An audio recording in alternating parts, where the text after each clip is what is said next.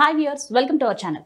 మనలో చాలా మంది ప్రైవేట్ ఎంప్లాయీస్ అసలు మనీని ఎలా సేవ్ చేసుకోవాలి, దాంతోపాటుగా మనం ఎప్పుడు పర్ఫెక్ట్గా ప్లాన్ చేసుకోవాలి లైఫ్ని అని ఆలోచిస్తూ ఉంటారు. కరెక్ట్గా అవగాహన లేక చాలామంది బాధపడుతూ ఉన్నారు. ఎప్పుడు కార్ కొనుక్కోవాలి, ఎప్పుడు ఇల్లు కొనుక్కోవాలి, ఒక ఫ్యామిలీ ప్లానింగ్ కావచ్చు, ఏదైనా సరే మన లైఫ్ని పర్ఫెక్ట్గా ప్లాన్ చేసుకోవాలంటే ఎప్పుడు ఏం చేయాలో కరెక్ట్గా తెలిసి ఉండాలి. వాటి గురించి ఇవాళ మేము చెప్పబోతున్నాం. వాటి గురించి మనకి ఎక్స్ప్లెయిన్ చేయడానికి ప్రస్తుతం మనతో పాటు ఉన్నారు ఫినాన్షియల్ అనలిస్ట్ కేఎస్ ప్రసాద్ గారు. వారిని అడిగి మరిన్ని విషయాలు తెలుసుకుందాం. నమస్కారం సార్. నమస్తే అమ్మా. సార్, చాలామంది వాళ్ళ ఫ్రెండ్స్ ఎవరైనా మాట్లాడుకునేటప్పుడు నీకే ఉందిలే గవర్నమెంట్ జాబు, నీకు లైఫ్ సెటిల్ అయిపోయినట్టే, ఇంకా మేము ప్రైవేట్ జాబ్ హోల్డర్స్ కాబట్టి కాస్త ఆలోచించాలి, పర్ఫెక్ట్ ప్లాన్ చేసుకోవాలి, అసలు మనీని ఎలా సేవ్ చేసుకోవాలో మాకు తెలియట్లేదని చాలామంది బాధపడుతుంటారు. ఒక పర్ఫెక్ట్గా ఎలా ప్లాన్ చేసుకోవాలో మాకు తెలియజేయండి సార్. ముందుగా సుమన్ టీవీ ప్రేక్షకులకు నమస్కారం అమ్మా. ఎవరో నేను బాగా అడిగారు, మీకేంటి గవర్నమెంట్ జాబ్, అది ఒక కలగానే మిగిలిపోయింది. ఈ కొత్త ప్రభుత్వం వచ్చి 6.5 సంవత్సరాలు పొద్దయింది.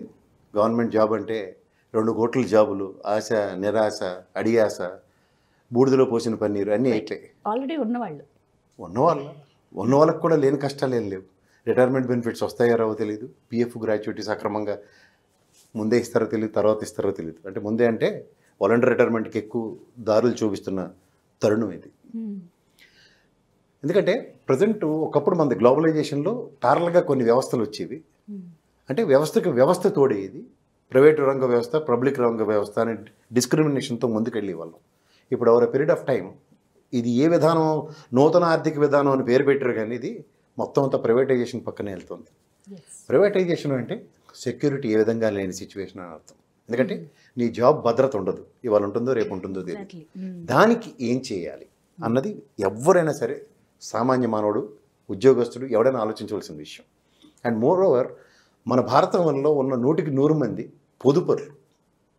మన క్రిటికల్ సిచ్యువేషన్స్లో మనకి వెన్ను నిలబడేది మనం దాచుకున్న డబ్బులే.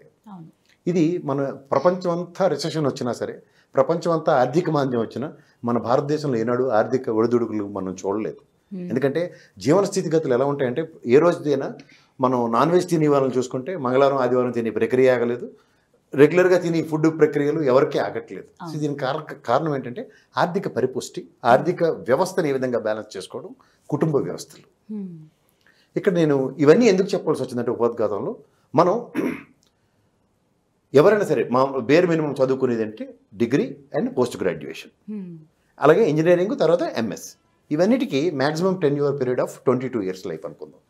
23rd year నుంచి ఎవరైనా సరే ఉద్యోగ ప్రక్రియ స్టార్ట్ అవుతుంది. ఉద్యోగ ప్రక్రియ స్టార్ట్ అయిన తర్వాత 5 years స్టెబిలిటీ ఉంటేనే కానీ నెక్స్ట్ స్టేజ్ ఆఫ్ లైఫ్ ఉండదు. నెక్స్ట్ స్టేజ్ ఆఫ్ లైఫ్ అంటే ఖచ్చితంగా మ్యారిటల్ వ్యవస్థ. ఇది నేను చెప్తుంది ఇప్పుడు 60 సంవత్సరాల జీవన ప్రమాణం ఉన్నప్పుడు యావరేజ్ లైఫ్. ఇప్పుడు యావరేజ్ స్థితిగతులు మనవి 60 నుంచి 80 మధ్యలో శైలి అవుతున్నాయి. సో ఖచ్చితంగా దీంతోపాటు మన వర్కింగ్ స్టైల్ కానీ మన ప్రిపరేషన్ టువర్డ్స్ నెక్స్ట్ లెవెల్ అంటే మ్యారేజ్ వ్యవస్థ.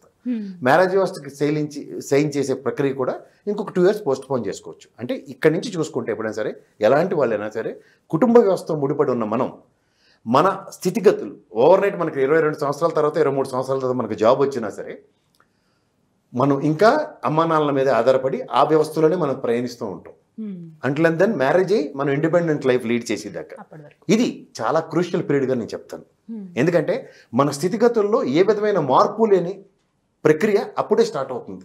ఏంటంటే అడిషనల్గా డబ్బులు మనకు వస్తాయి కాబట్టి. మన ఇంట్లోనే ఉంటాం అంటే షెల్టర్ మనకు ప్రాపర్గా ప్రొవైడ్ చేయబడుతుంది మన అమ్మానాన్నల వల్ల. మనం రోజు తినే ఫుడ్ అమ్మానాన్నల త్రూగానే తింటాం కాబట్టి ఇలాంటి వాటిల్లో మనం రెగ్యులర్గా పెట్టే ఖర్చులు కూడా మన నియంత్రణ ఉంటుంది.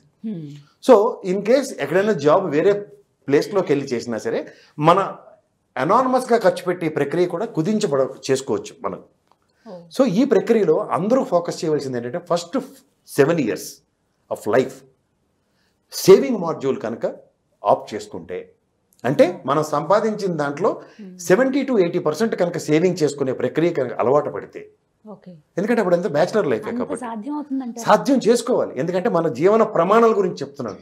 ఓవర్ నైట్ మానవులందరూ ఆశావాదులు, విపరీతమైన కోరికలు ఉన్న మనుషులు. కోరికలు నియంత్రించుకుంటే తర్వాత లైఫ్ ఎలా ఉంటుందో మీకు నేను చాలా సింపుల్గా చెప్తాను.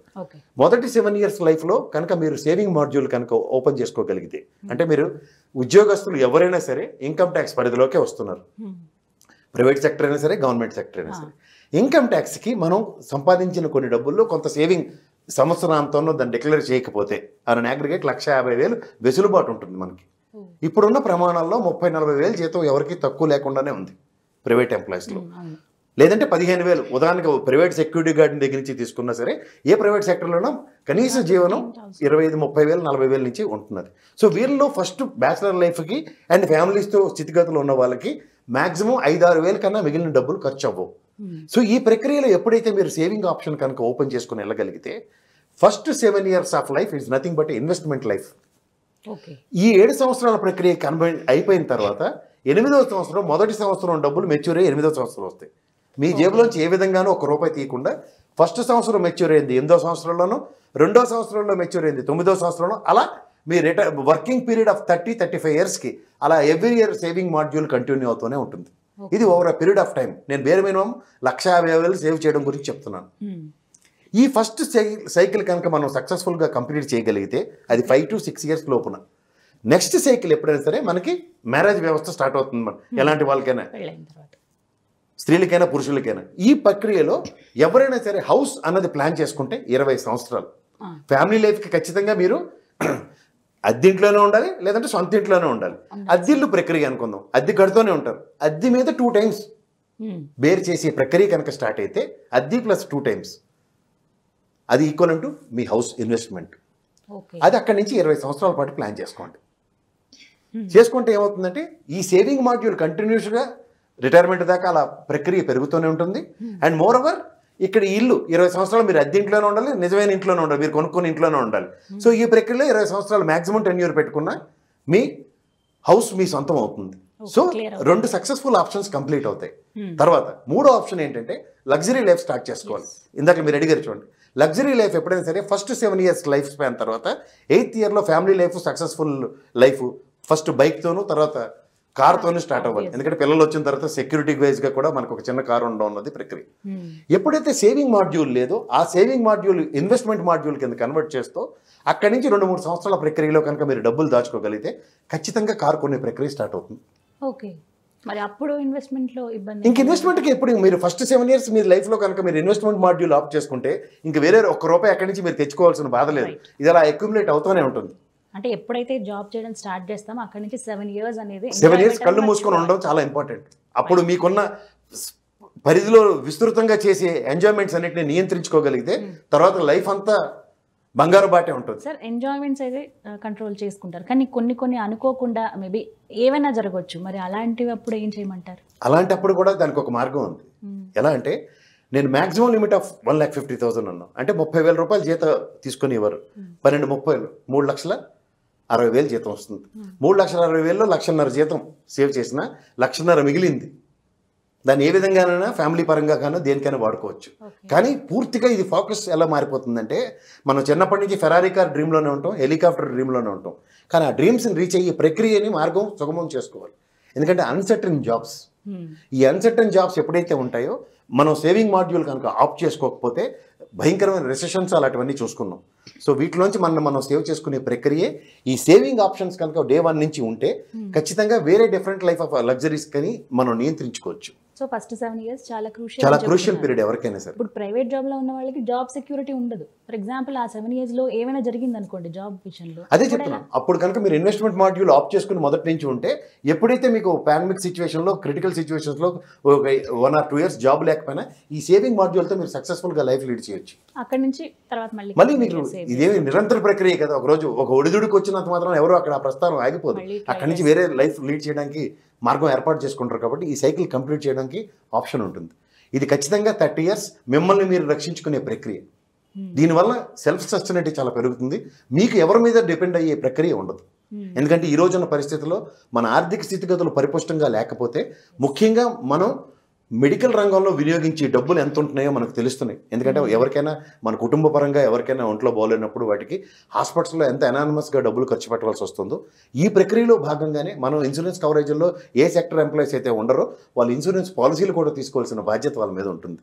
అండ్ ముఖ్యంగా వయసు పెరిగిన పేరెంట్స్ కనుక ఇంట్లో ఉంటే వాళ్ళని రక్షించవలసిన బాధ్యత కూడా మన మీదే ఉంటుంది. కాబట్టి వాళ్ళకు కూడా సక్రమంగా ప్లానింగ్లు చేసుకుంటూ మీ సేవింగ్లో ఒక ఆప్షన్గా మెడికల్ ఇన్సూరెన్స్ కూడా ప్లాన్ చేసుకుంటూ లైఫ్ లీడ్ చేయడం ఒక సక్రమైన మార్గం.